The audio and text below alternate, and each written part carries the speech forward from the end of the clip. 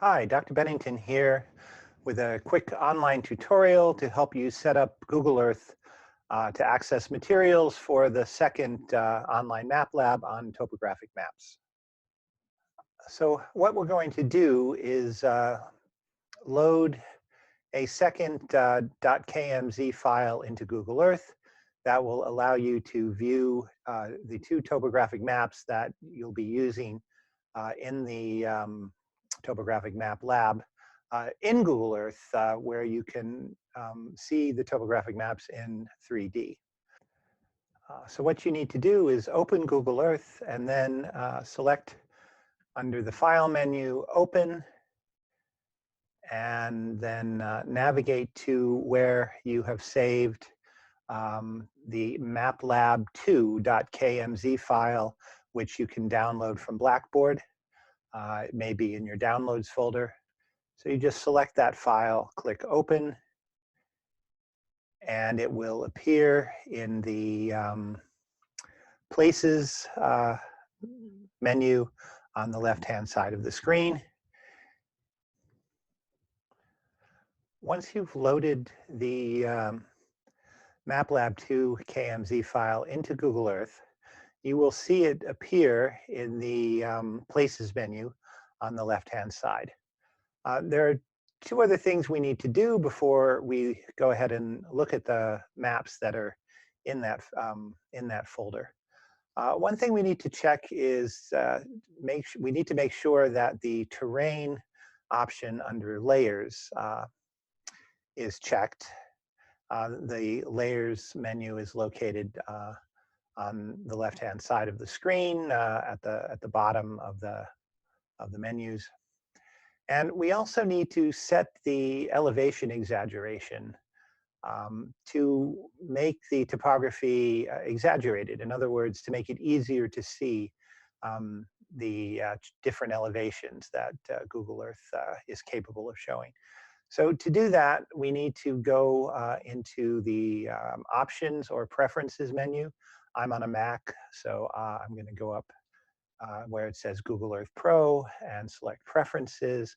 And this brings up the Preferences menu, which in Windows, you'll see this as the Options menu under the Tools drop-down menu at the top of the screen. So you see that in the middle of the window here, there's a heading called Terrain, and it says Elevation Exaggeration.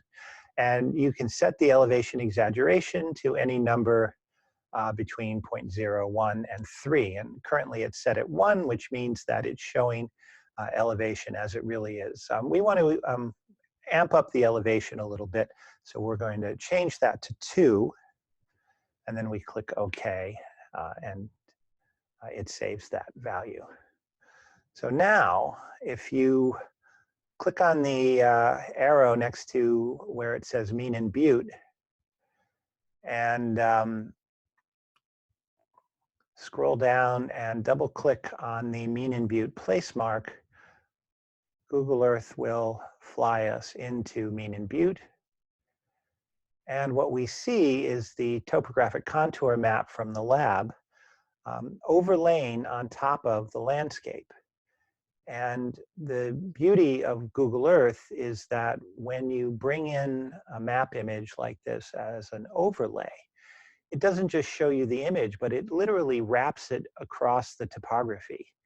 And so if we fly down and look at this feature, which is an extinct volcano, from an oblique view from the side,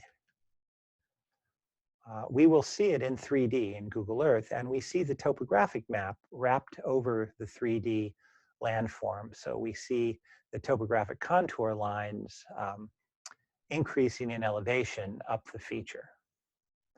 So this is a very nice option in Google Earth that allows you to very easily visualize topography and the contours in topographic maps. One very nice feature about overlays is that you can change their transparency. So if you go over to the Places menu and select the overlay. So this is the Mean and Butte topo map. When you've got the overlay selected, if you look just down at the bottom of the Places menu, you see a little bar area and an icon that kind of looks like a shaded square. If you hover over that, it says Adjust Opacity. If you click on that, you get a slider. And if you move the slider, you see you can make the overlay increasingly transparent until it disappears, so you can see the landscape that's underneath the map overlay. If you open up the Herrick Corner topo exercise folder and double click on the Herrick Corner topo map view, it will fly you across the country to Pennsylvania, and there is the Herrick Corner topo map. And again, we can view that map from the side and see how the topographic map wraps on top of the actual topography.